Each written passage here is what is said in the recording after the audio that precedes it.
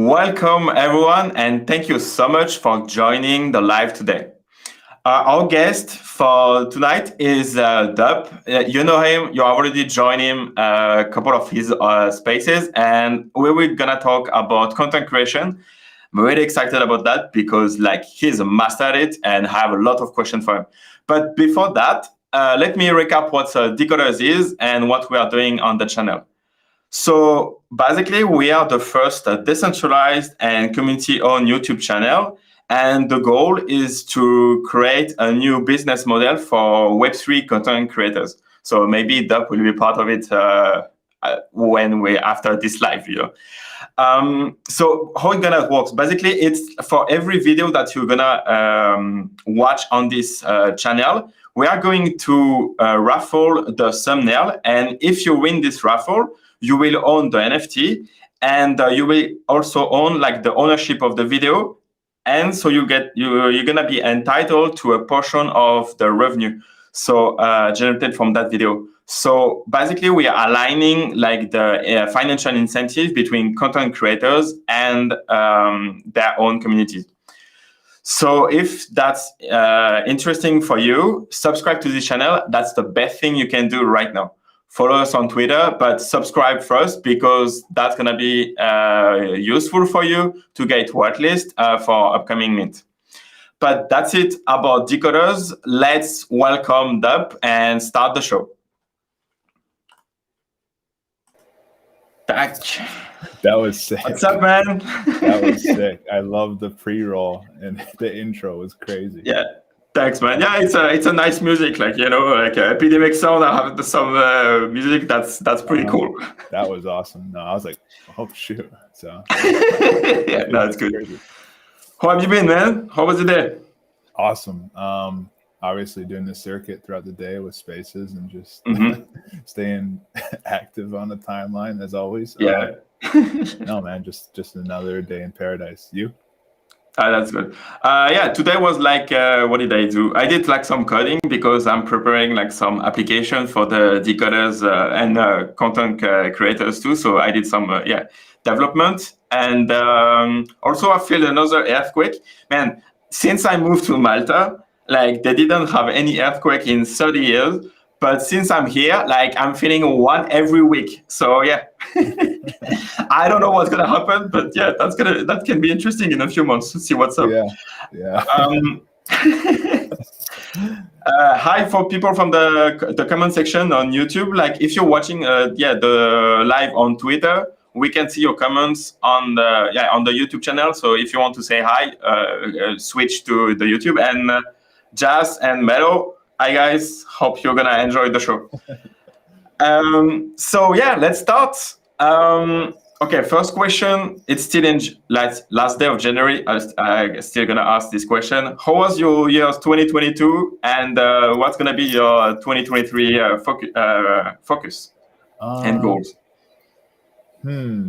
I don't know. I don't really try to change how I approach something based on just another day, really.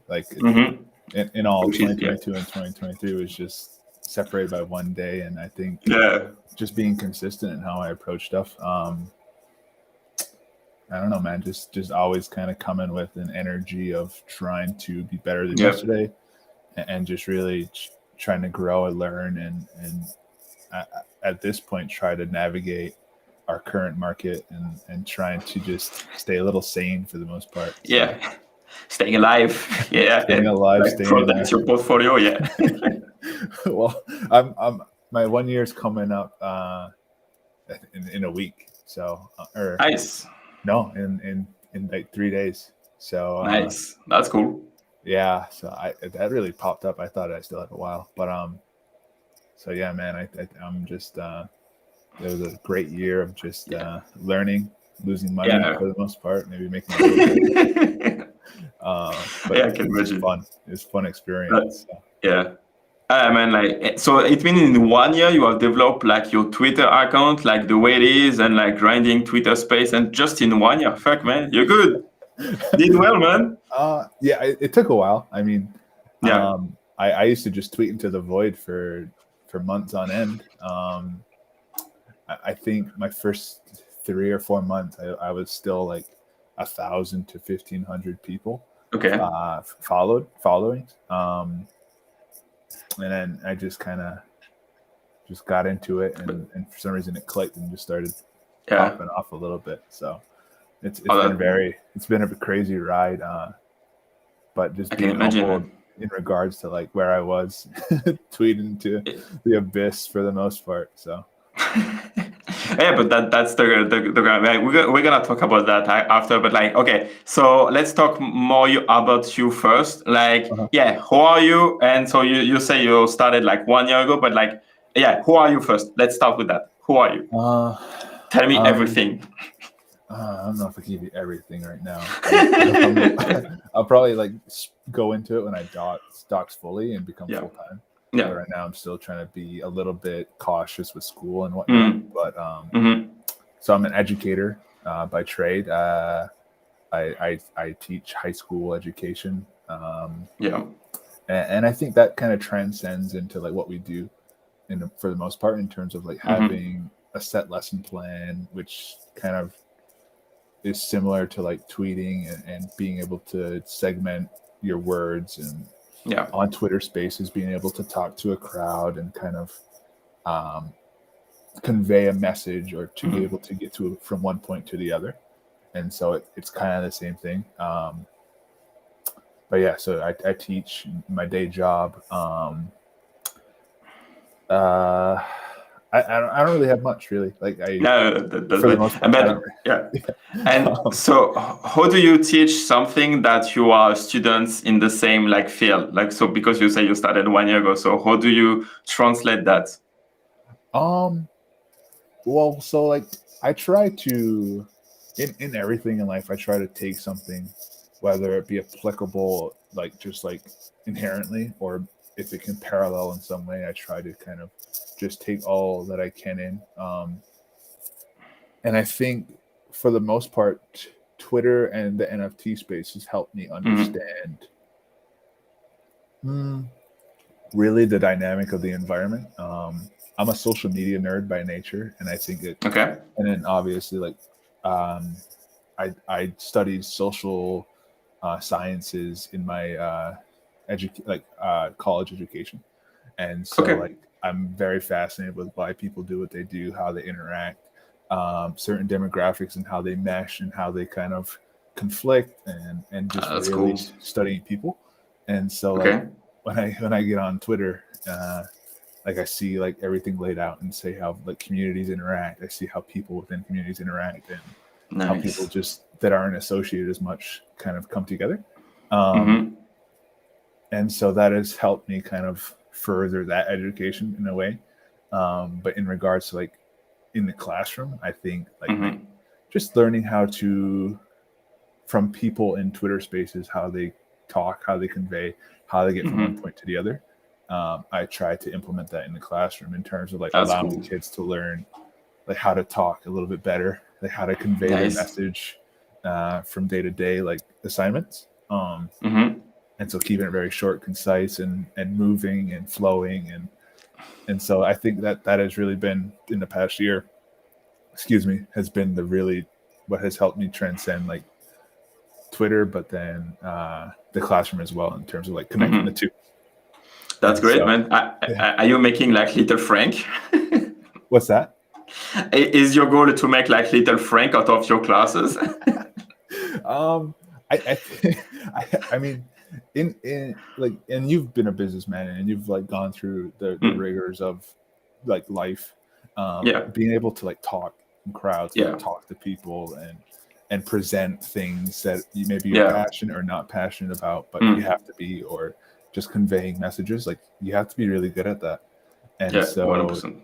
To allow these kids to like learn and grow, like trying to take that, and we're at a very advantageous spot where we talk to professionals on a daily basis, like multi-million-dollar like entities and founders of those companies talk to us regularly, learning from them and how they talk and convey and kind of go from A to B, and helping those kids kind of understand that in the classroom in order to like facilitate that and learn, and that's cool to learn that kind of dynamic. So that's pretty Yeah, Yeah, I don't it's really think about that interesting. much, but now hearing it, I'm like, Yeah, that makes sense. Have you already used like a Twitter space to explain like how to talk to a crowd in public with your students? I haven't, so I don't really tell Yeah. anybody like what I do. Okay, The only okay, okay, person okay. who really knows is my partner. Okay. And then, but other than that, I keep it to myself. Yeah, okay, makes sense. But I'll probably like in the last few days of class, maybe like, yo, let's get on the Twitter space. And That's but you know how cool. people are in Twitter spaces, they're like cussing and out of Yeah. pocket sometimes. You gotta be a little careful. Yeah, no, that makes sense. But that's interesting. Like, yeah, like this parallels like between like schools and teaching and educating. That's what we're doing with like kind of like content creation. Even if like I don't really like to educate people because who am I to like, like share my knowledge after like, even couple of years of like trying to do something and get lucky sometimes. So yeah, like the parallel is interesting, but yeah, like I guess that's what we are trying to do as a content creators, right? And is that exactly like what you want to do with the space? Like when you host a new show, that's what you're trying to share with people, or like I kind of fall into more of the entertainment of it all. Yeah, okay.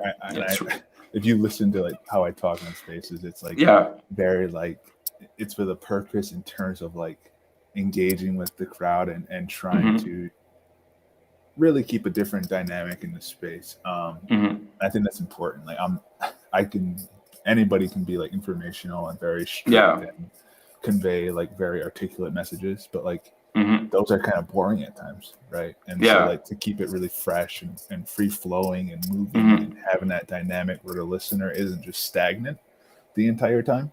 I think that's important, and so that's what I try to do for the most part. But I've learned through I've probably been in so many hours of spaces now.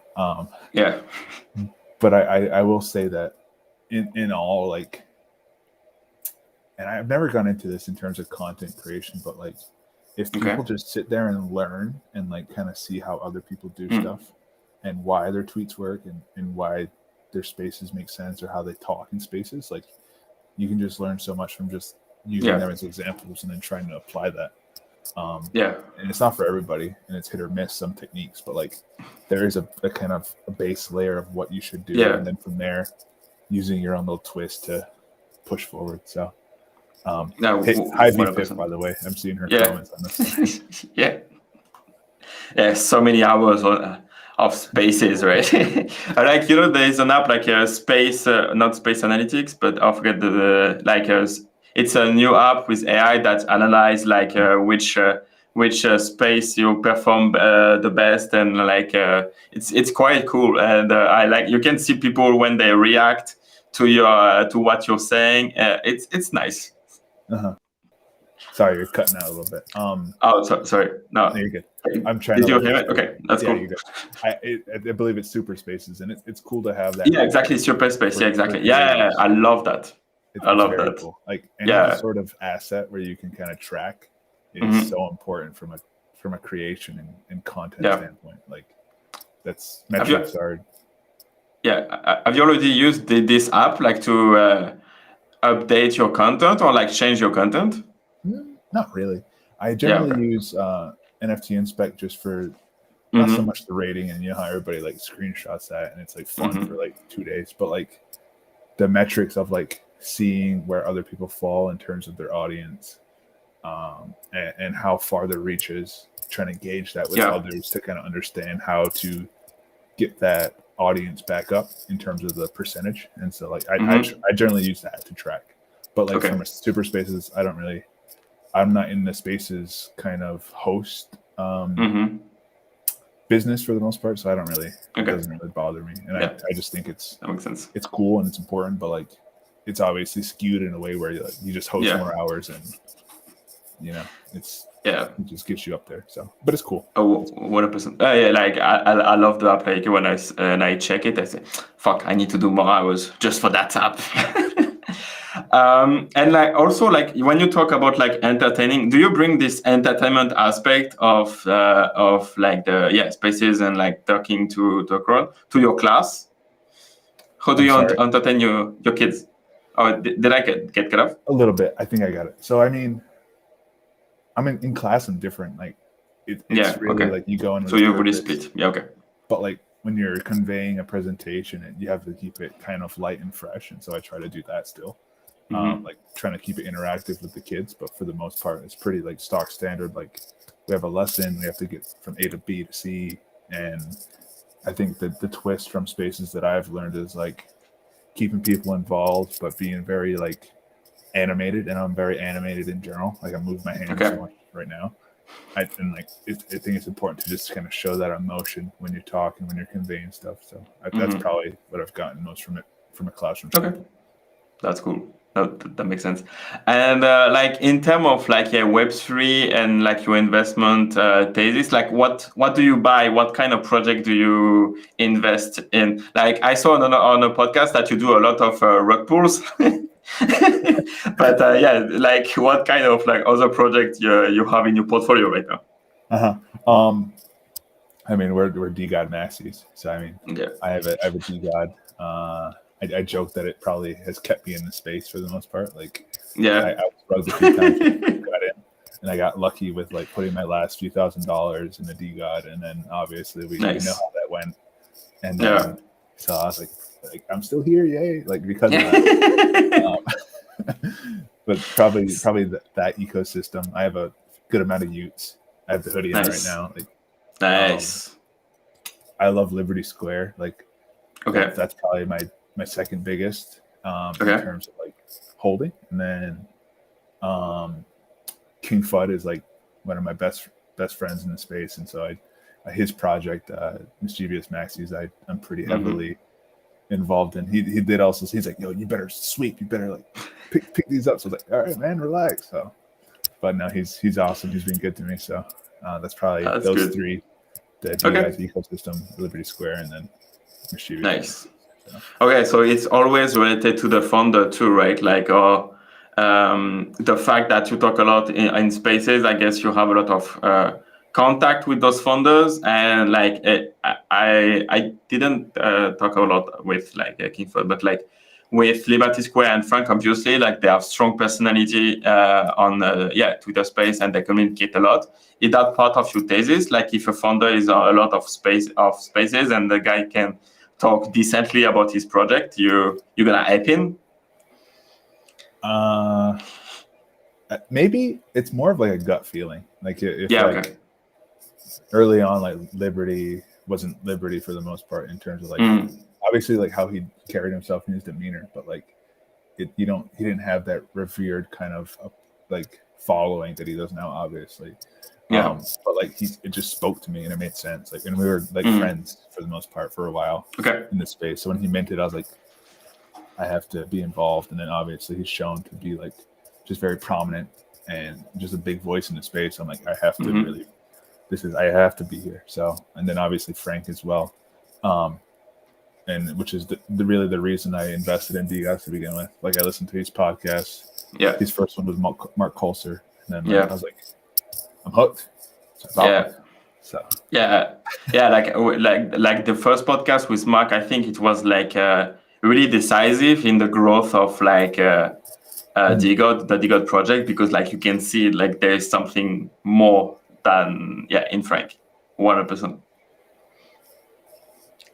And what's bringing you into Web3? Like what make you switch, and like how did you discover Solana and the NFTs? I'm sorry, what was that? You kind of cut off. Yeah, sure. Like what make you join like the Web3 industry? Like what make you jump on Solana? What's your story behind that? I got lucky. I think it was I would watch a lot of like Gary Vee and Logan Paul like short videos on Instagram, and then I was like, I gotta get an NFTs. It just makes sense. And then I think I got an ad for a Solana NFT on Twitter as I was scrolling or just and then I went into Solana for some reason, because I went through OpenSea and ETH stuff. And hello, did I cut off? Yeah, I think so. I'm sorry. No, that's okay. And so you were saying like on OpenSea, right? Yeah, I went on You went to OpenSea. OpenSea and checked. Yeah. And it was just expensive. And I'm like, I can't do this. Yeah. And I'm looking through like rugs, trying to find the cheapest one. It just didn't make any sense. And then for some reason, I picked Solana, threw money over on a Phantom, and I'm surprised I didn't lose it all. Just learning how to do all of that. And then here I am. So I bought my first NFT was, I believe, a fellowship. And then I did like a few like little rugs. and then I bought a Balloonsville. Nice. And then, and then a rug, and then all that fun stuff. So okay. So man, you're almost anti-trade like NFT, like everything that you touch, I don't want. No, I've had some good ones. I've had some really good ones. Just early on, you have to go through the ringer early. Yeah, so. Of course. It's happened to the best of us, man. It's normal. Like I remember, like I minted like Soul Beers. I don't know if you remember that, and Soul Cats shit. That was like how many? Yeah, I think I even like bought like when they crashed like a lot. I was like catching the falling knives too. So I haven't bought more at like 4 and 5 Soul, just because it's gonna come back, right? You're DCAing, you're. Yeah, exactly. I'm dissing, and then it's gonna make me money after that. But yeah, didn't really happen that way. But yeah, life. King. Yeah, I'm sorry. You hopefully recouped it all. You're sitting on a good amount of DeGods, so. Yeah, yeah. Like the dust paid for that rug. That 100%. Okay. I mean, you mentioned Balloonsville, man. We need to talk about your PFP. When are you going to change to a DeGod? I'm sorry, you cut off again. That's okay. When are you going to change to your DeGods, man? No, still not? I can't. I mean, I used to wear it early on. When I first bought a DeGod, that was my PFP, I believe, through like May or June. Yeah. And then I changed to the Balloonsville, and then that's been my PFP identity, for the majority of it. And I think that the main reason I boomed, my growth went exponential, and it's kind of hard to change after you go 100%. through that big kind of curve. And so yeah, I mean, like it's part of your identity, right? Like you can have it on your walls, like if you want. See, blue Balloonsville forever, man. Forever, yes. Yeah, exactly. Balloon for life. You're a balloon, man. Have you seen anyone else in the space using a Balloonsville PFP? There's a few. There's Giza. He's pretty good. He has some bangers every now and then. Nice. The Balloonsville team uses it, so that's a good cop-out answer.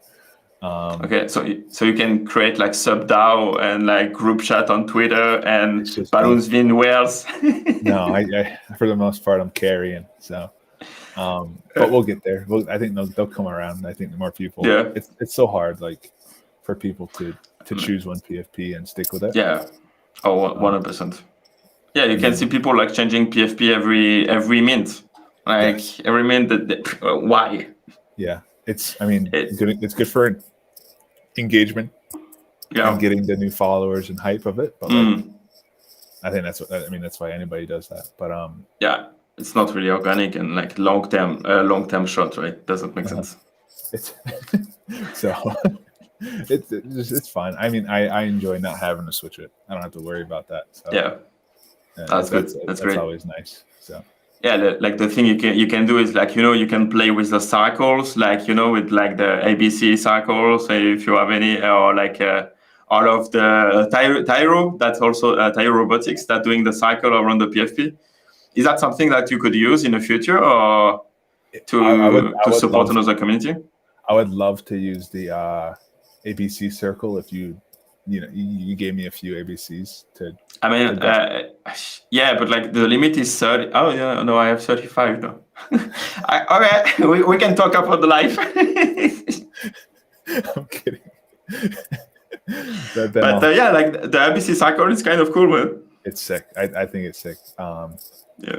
I mean, the art speaks to you, and obviously it's expensive now, so it looks better at 100 plus. Exactly. Soul. Yeah. Like, exactly. At one soul, it was like, this looks like a fucking kid made it. Like, why would you wear this? As a yeah. It's 100. It's 100 soul now. You're like, that's Yeah. a banger. That's a banger. Yeah, it happens to a lot of projects, right? Like the art's getting better with the price attached to it. That was DeGods for me. Like at 17, I faded, and then it went up. I got rugged and then on a different project that I invested in, and then it went up to 27. I was like, this art looks sick now, so I bought it. But that's the story that like we have just in the comment. He did the same thing. Like the DeGod art didn't spoke to him, and now like has like a DeGod PFP because looks good, looks better. It does. I mean, the dead gods they're crazy. Yeah. I mean. Yeah. Oh, 100%. Yeah, the details. It's so cool. They derugged the regular art. Yeah. And I mean, the classic art speaks for itself, but like. Yeah. When that stuff first came out, it was like, this is nutty. Yeah. Yeah. So, and what do you expect for the season 3? I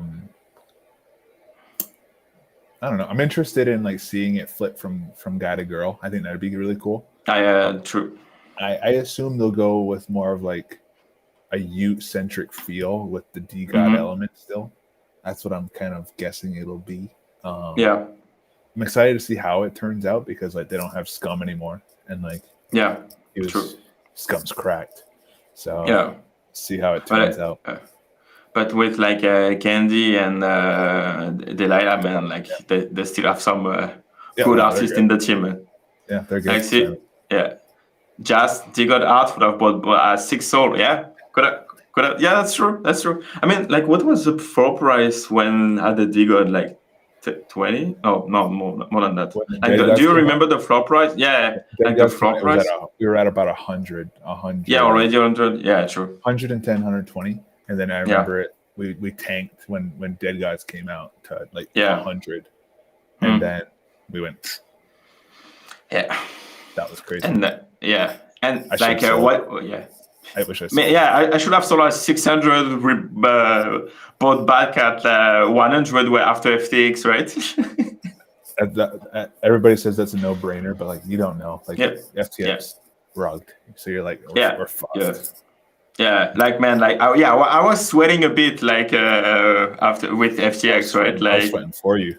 Yeah, sweating for you. And plus like Solana going like sub 10, man. Yeah,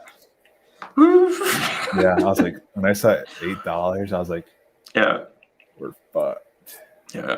How was your space? Like, did you have like less spaces when Solana went like sub 10, or still the same activity? We ain't never sleeping, brother. Yeah.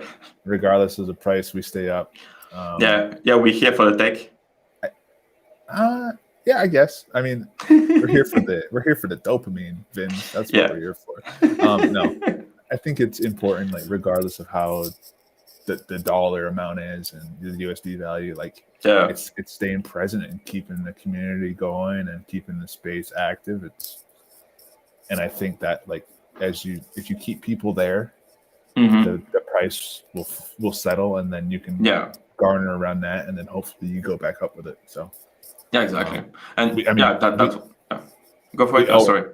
We owe it to the space to be like, not just give up because it went down 90%. Like, you didn't sell then. Fuck it. You might as well stay and enjoy yourself now. So, I mean, some people are leaving like stop posting Twitch shit or the like engagement farming as soon as like we lose like 5% on price, right?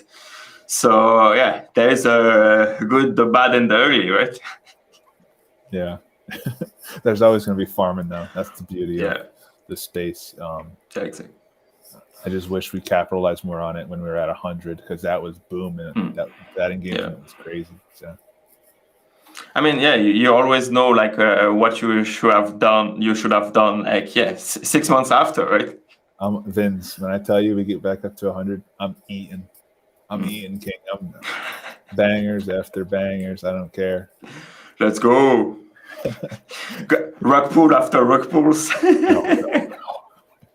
No, we don't do that anymore. We learn our shit. That's all I do now. I just hit. So yeah, exactly. 100%. That like honestly, like if we have like 2 years, maybe even less, like 2 years of bear market, but like 2024, 2025, like man, this channel will be ready like to do some cool streams with people left and right. It's gonna be amazing, man. We'll be breaking necks and cashing checks. Dude. Yes. Cool. That's the cool.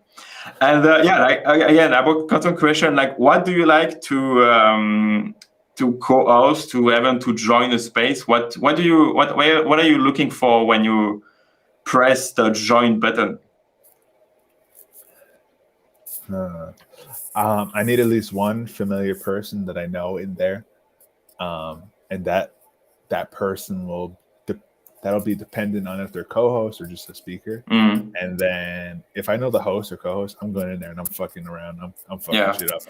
I'm messing up your space. I don't care.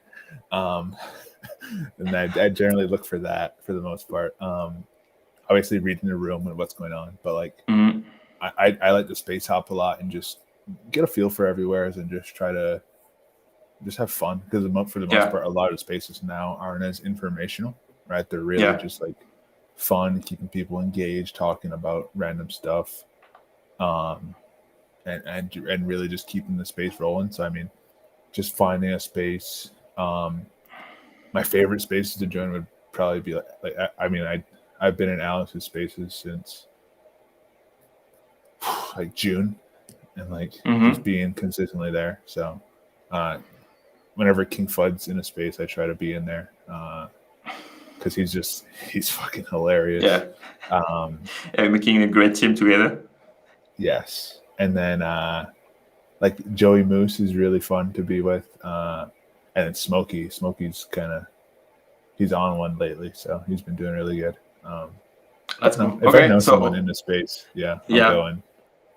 Nice. Okay, so who is the best host?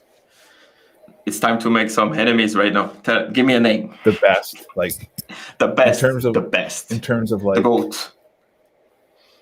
In terms of like entertainment, or in terms of just like pure like. We can make multiple lists. Who's the name? What are the names that are popping in your head when I ask this question? Like, I have to give it to King Fud. Yeah. Okay. He's a king. King for real. He just makes it. He just, when he's hosting his space, it's just a different type of energy. It's so fun and free. And I mean, in the summer we used to do like spaces.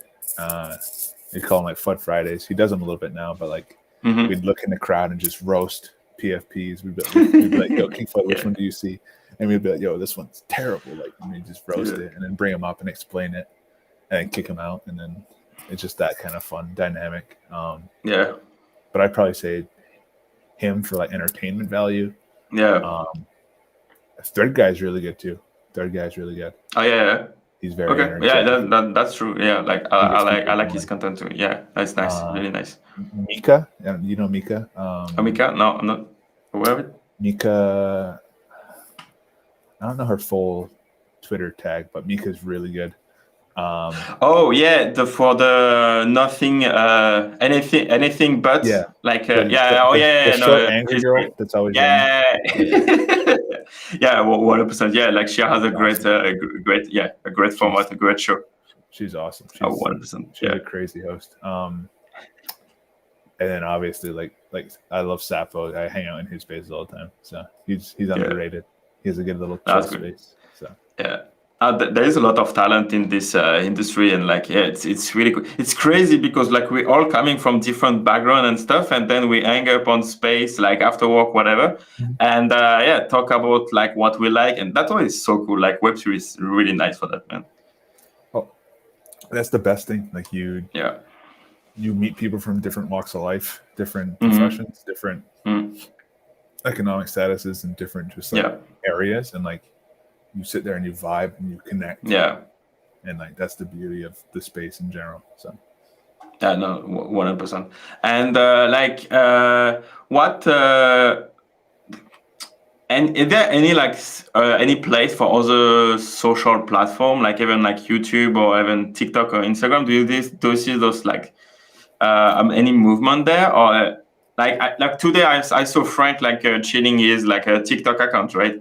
So and I know like the function like tried to post like a couple of videos too. He got like thousands of views. So compared to his Twitter account, obviously it's like not that much. But yeah, like do you see a future on like the TikTok? Because you said you joined Solana because you saw an ad on YouTube and Logan Paul and Gary Vee, right? So if we can attract people to the Web3 industry from TikTok, that could be an avenue that can be interesting. Yeah, I think we do it in the right way. I think like earlier on in the bull market, it was mostly like just like shills and then the euphoric nature of it versus like the people here can really provide informational and very strategic information for people to be onboarded like efficiently and safely in a very ethical manner. But I do Instagram. I mean, it's just an easy way to like regurgitate photos and really connect on that level. And it's fun. It's a fun platform. I've grown different profiles on that for like previous work, and it's just a fun time. And I don't do it as much now because of like schoolwork and then Twitter, but like it's fun. I think YouTube has it's hard to break into, obviously. Yeah. But when you do, it's like just watch me, man. Give me 2 weeks. Give me 2 weeks. it'll probably take 1 or 2 weeks, but no, like you're doing now. Easy's doing really. I see Easy stuff on my page all the time on my regular account. Like I'll be scrolling the feed. Yeah, he'll pop up. He's really good. So yeah, Jazzy too. Like there's a lot of like content creators on YouTube that like I think what I like with YouTube is like the discoverability, and like I think it's the second search engine in the world behind Google, right? So like when you have content that with valuable SEO that targeted correctly, then you can pop up on YouTube like pretty easily. Because that's the problem with I see with Spaces. Like you make like 8 hours of content like a leap, but like in 1 month you will not have the possibility to go back to that space and like get the valuable information that you could have got like after X day, right? So yeah, like that's a tricky part, which is like is offered by YouTube, correct? So yeah, that's why I pushed the you're doing it really good with it. I mean, and I think you have the right mindset of like trying to bring the content in there and just it's an archive of content, really. I wish you did more spaces and stuff because that's I need to do more spaces. Yeah, 100%. Like I need to do more spaces. The thing is like right now with like editing a video, like filming, scripting, etc. Like the whole day is gone, and honestly, man, I have no idea how you manage like Web2 life and like school with like being in the space like every day, and like how many hours do you spend on spaces? I don't want to say. I look at my phone. I look at the hour breakdown. I'm like, holy fuck! Yeah, how much screen time I have on that phone? Shit. It's like I'll be in class, and like when I'm done teaching, I'll get on a space. When I have to go to lunch, if I'm not like in the cafeteria or like if I'm not like with people, I'll be on a space. If I'm driving and I have good connection, I'll be on a space. If I'm shopping and I can walk around and listen, I'll be on a space. It's like that's no joke. It's hard to like walk around with like, nothing in your ear at times. Yeah, exactly. Yeah, and for me, like I've noticed that like even spaces and podcast before like replaced like the I went to Audible to podcast and then Twitter Spaces, and like each like step replaced like the previous one, but like completely. And Twitter Space like basically took over like the time that we're walking to the gym or something like that. Man, like it's crazy. And sometimes you just like bullshit space and finish it, and memes like you didn't get anything except a good laugh out of it, but that you should have learned. You could have learned something from a podcast, but yeah, at least you have fun with your friend, with your Web3 legends. Yeah, I think obviously there has to be that detachment for a little bit just to be healthy. And learning something new from a podcast or a book or something is important. But like it does suck that you're attached to the space in a way that like you don't want to be disconnected, because what if something happens? What if like something like just like fun or like impactful happens when I'm away, and it's just like it sucks to be in that kind of juxtaposition for the most part. Yeah. I mean, like that's like maybe like the negative of Web3. Like you take 2 days off, like you go for a weekend with your family, whatever, or you lost 6 months of entertainment or like alpha for the next mint, and you miss like $500,000. I don't know about just in 2 days. Okay. I don't know about two soul. Maybe if you're able to hold. Yeah. If you're not more than 2 hours.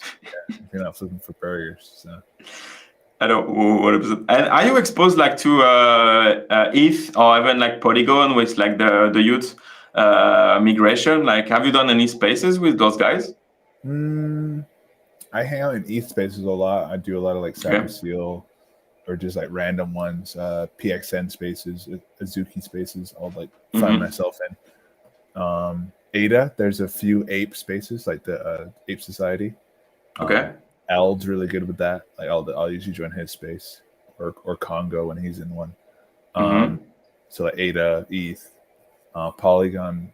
I mean, half of Polygon community is Utes. You know, so it's like if not, it's gonna be 90%. Yeah, but I mean, they do have good audiences for like the gaming and DeFi. Of Polygon, which I've seen them conduct, and so like hopefully we get those people within it, and that'd probably be a good 200-300 person space. That's cool. And you just kind of keep growing that. So what do you think that the youths migration will impact like Polygon volume, basically? Because right now it's like legit nothing in terms of volume compared to Solana, compared to ETH. Do you think like the youths move will like bring that many people on the chain, or like the friction from ETH is still like too high? And like, what's your point of view? I know ETH people do. It's pretty seamless to like buy, because I know people are buying Trump NFTs, and that was a Polygon, but they were using ETH, right, on OpenSea or something. So I mean, I think it'll be seamless in a way. I think it'll help the volume. I think it'll mostly be. I don't think we'll have as much volume as we will coming from like Solana because we'll be starting from zero basically, right? It'll be the value of it. Who's going to buy it? You have to go and do the Matic, whatnot. So it's like it'll be kind of weird seeing how that plays out. But I do think that people from ETH are just waiting to kind of not have to touch Solana, which for some reason doesn't make sense. Ideology. Buy my bags, I guess. But I can see like Ethereum people coming in and really elevating that volume or just making it look a little bit better.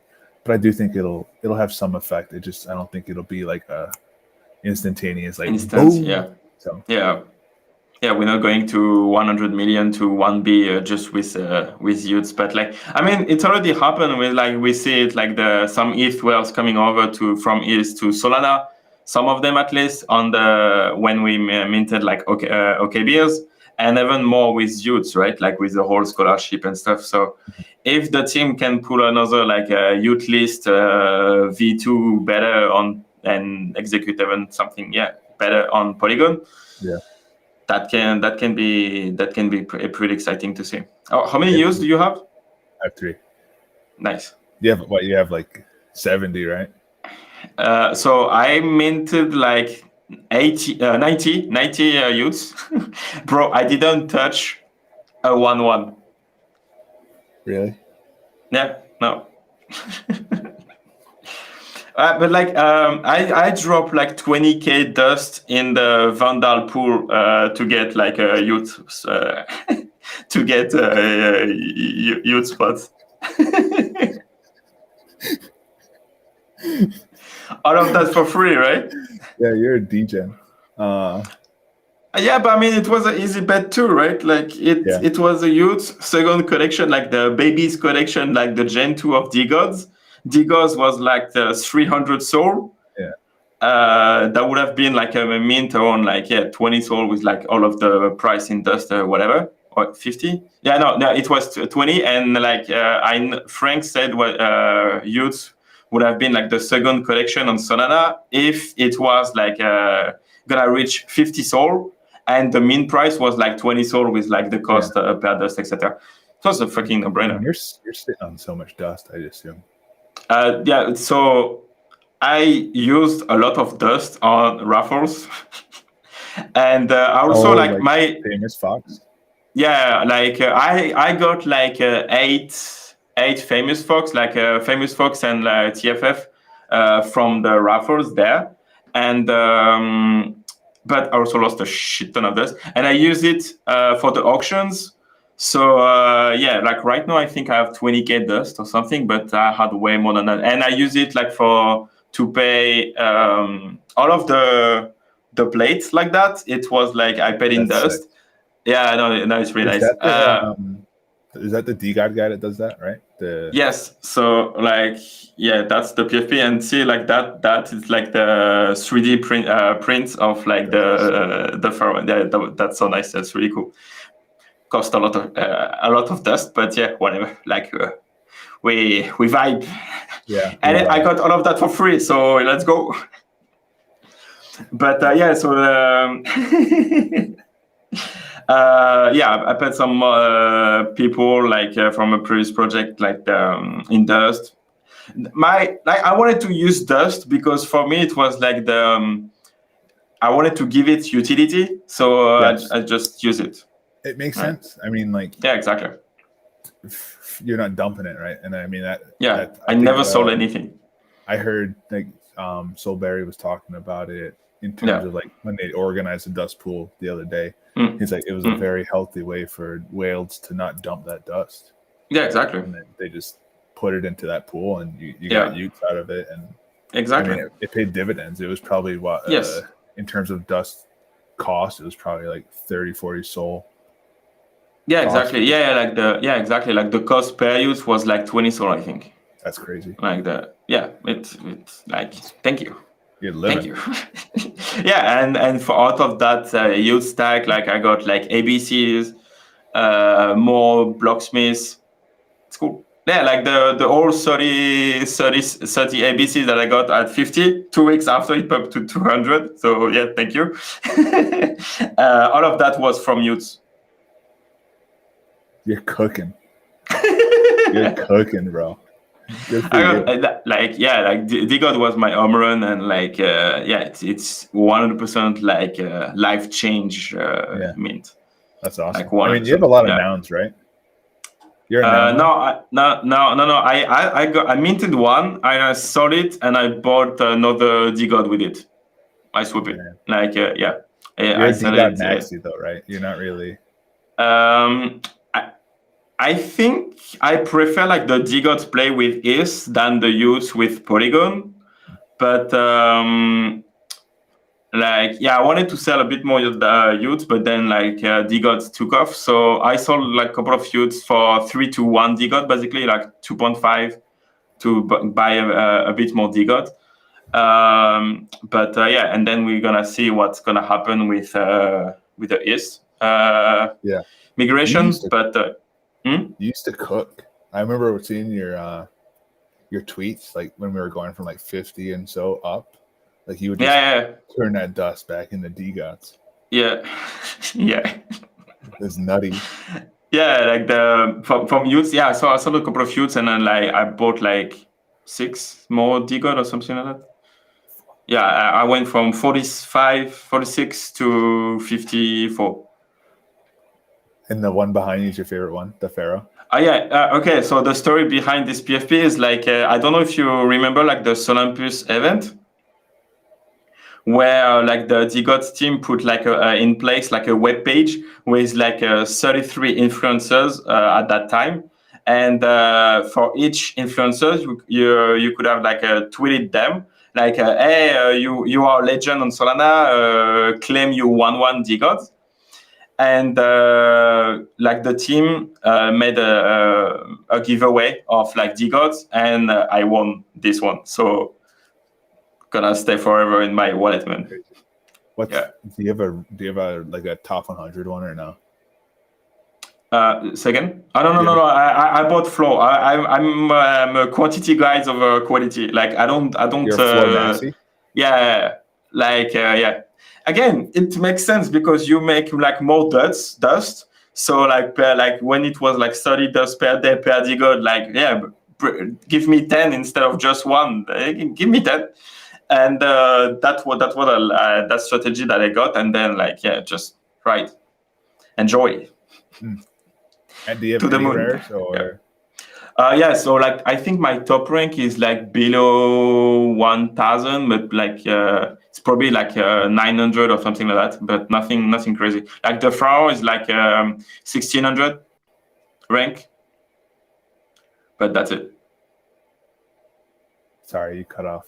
You there? Yeah, my top rank is like 900.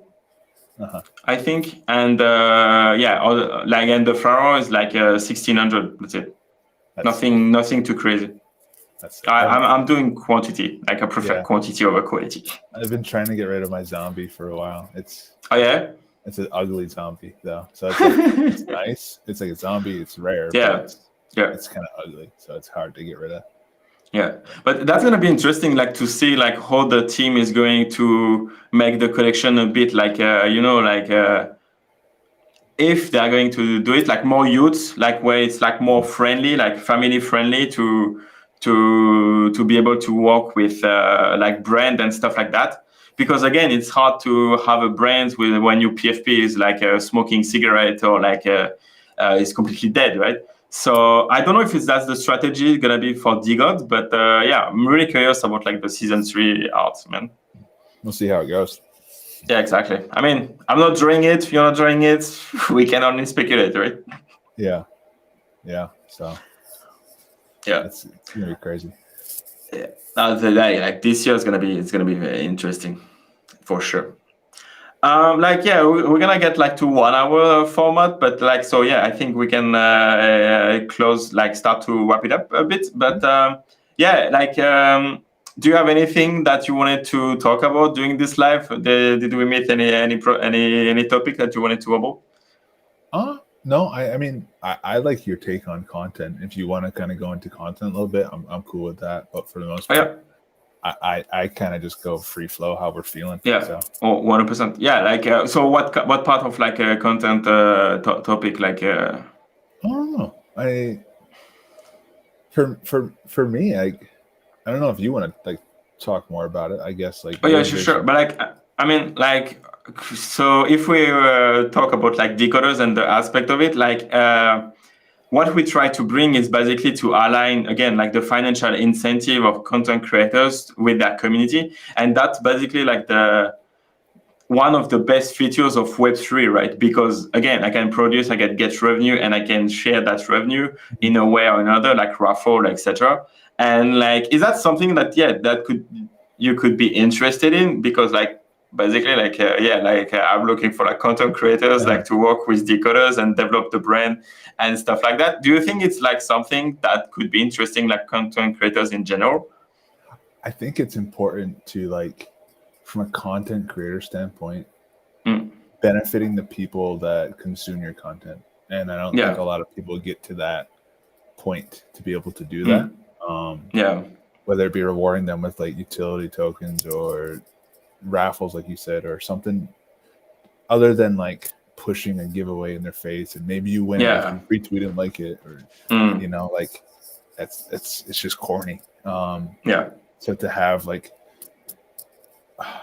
some sort of element where we're making good content, right? And the people consuming it earn from watching or earn from digesting the content in a very like fun way. without the need to really expose them, right? From a milking standpoint. So I think it's cool. I like that idea. So. I think it makes sense too. But like the fact that now that it's basically possible to do that with like the blockchain, like NFTs, etc.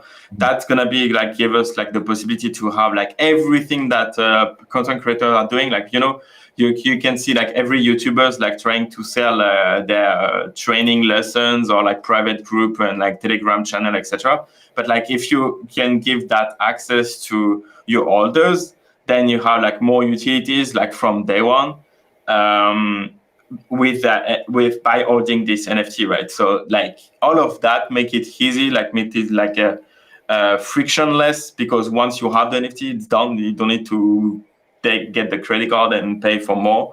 It's cool. It makes sense. So yeah, I can't wait like to really have like our collection sold out in 3 seconds, and start like pumping like the tokenomics and like the sharing all of the revenue of the channel. Fuck, you cut off a little bit. I'm sorry. Oh yeah, no, that's okay. Which part did you miss? A little bit of the end, I think. Oh yeah, it just like sharing like the revenue with the people as soon as we have NFT. Like after the live, if you want, I can show you the art. It's gonna be dope. Cool. Yeah, I think like it goes back to rewarding people for creating or making or consuming and learning to create on their own. I think like the more we can empower people to create quality content, provide just seamless experiences, and exactly, people are degens in nature earn from consuming said content, I think is a no-brainer. So I mean, you're going in the right direction. From like a video and consuming long form content. Yeah, thanks, man. I appreciate that.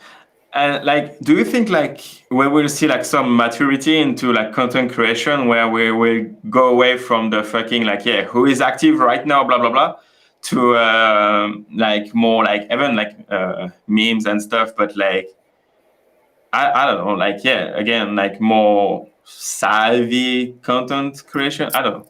No, it's gonna be always DJ. I think it'll always have some element of that, and like it's evolved from fake ape giveaways to just regular whitelist to what floors we sleep in to, and I know we'll knock on it. Who's active right now? Like it works for a reason, and people consume that content and interact with it because like they just either don't know better or are bots in a nature, or just like it works and it catches their eye, and they see that level of like engagement where they're like, oh, and it goes back to even like if you can reply to this, like you're a real one, bullish on you, like all that stuff, like it's always going to be here. It's easy, it's consumable, people gravitate towards it. But what do they get from it? Because again, like if I engage with a fucking fake giveaway, like okay, I got 200 views. That's the human nature of it. Like people like gravitate towards that, and maybe they don't know, maybe they're ignorant to it, but like they gravitate and they get that type of dopamine or connection, and that's like what social media is in general. But I think the more you can empower people to create really good content, like this, like Decod3rs, like Tolly, I don't know if you've seen him. I love this guy. Yeah, he's really cool. The more you can make dynamic experiences and like make that more regular and consistent, I think it'll really change the landscape. But I do think there'll always be that type of content that is like just like easy, like brainless in a way. Not to say people that consume it are brainless. I'm just saying, just like it doesn't take much. I think that'll always be there. It's just the way the app works, right? Yeah. I mean, it's, I understand like obviously like it's easier to consume content when you talk to me like I'm 10, but like, and that's what I like, why do we always need to go to the bottom to reach more people, where like, we can like, instead like all going into like a higher ground, right? Like it's kind of a fine balance, because I understand like if it's going like not too high, but like the crown is going like is diminishing, right? So you reach less people, so then you have a smaller account, you have less reach, etc. But yeah, I mean, I still have to click with that part of like the Web3 culture and like the simplicity of content in a way. But I don't want to say, oh yeah, no, I'm so smart, I already do big brain shit.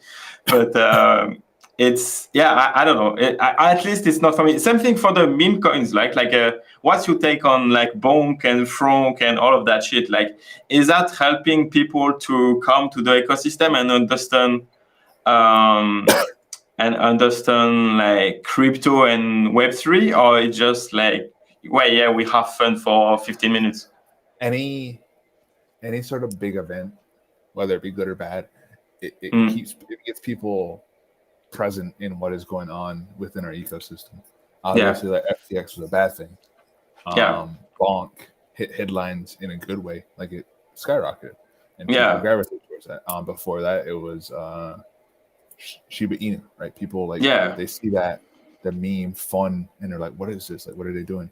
And it drives people into the space. It drives people into crypto in general, and the more we can kind of get people in from that way, like the better off we're going to be in terms of growing and hopefully getting more people to cultivate within our space. And so I think it's a fine thing. People lose money on it, and like people lose money in the space in general, whether it be a flip or a loss or a drain. And it's just like that's the nature of the space, sadly. We're gambling, really. But like I think the meme coins are a piece of it, and it helps elevate our space in a way and to reach more people. Yeah, okay. And I get that. Like, again, like it's the same thing that with your example, like of you coming to the ecosystem by like Logan Paul, Gary Vee, and freaking like Twitter ads, right? Like if I see a Twitter ad, like a project is doing a Twitter ad and I see it popping up in my Twitter feed, I'm never gonna touch that project, right? You wouldn't have dope. You wouldn't have dope. Come on, Vince. You wouldn't have me. But yeah, exactly. Like now, it's interesting. Like I still need to put my hand around that because, like, again, it's like an investment thesis. Yeah, I'm using like big word and shit, but like here we just at the end of the day we're just buying JPEGs on internet with magic internet money, right? So yeah, maybe I take it, I make it like bigger than it's already is. But like yeah, it's an interesting. It's kind of like a two world of like content creation when you educate and entertain, but at the end of the day, you need to do both to provide the best content and like create the best thing, the best stuff that you can do. I mean, that all falls in the same realm, and like we need all of that to have a successful platform. Like the good, really good content, the informational stuff, and then like the shitposty meming stuff. The brainless stuff that all has to tie in.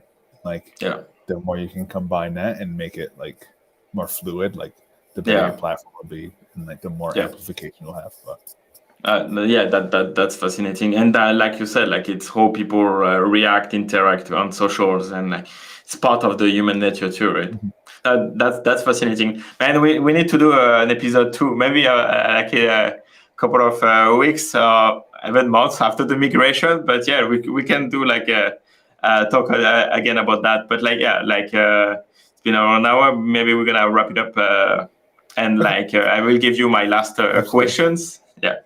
Like okay, so can you hear me? Yeah, I can hear you now. Okay, cool. So you have done like multiple interview, like or even spaces. Obviously, people ask you question all the time. But like, what's the question that you wish people ask you, but they never do? I don't know. I'm gonna be honest with you. I don't like questions too much in like in that way. Like if you don't ask me, I don't really. Yeah. But like in this form, in the conversation, like, people asking, like I'll answer and like go with the fluid of the conversation. Yeah, okay. But like for me, I don't really think about like what do I wish people ask. You know, I go with the flow, man. Like I'm chilling. So. No, that's great. That's great. It's a great answer, man. That's definitely cool. Yeah. Do you have anything like to tell to the people, like join your next space, or what's gonna be your next topic? Where they can find you, that they know you like subscribe to Decod3rs.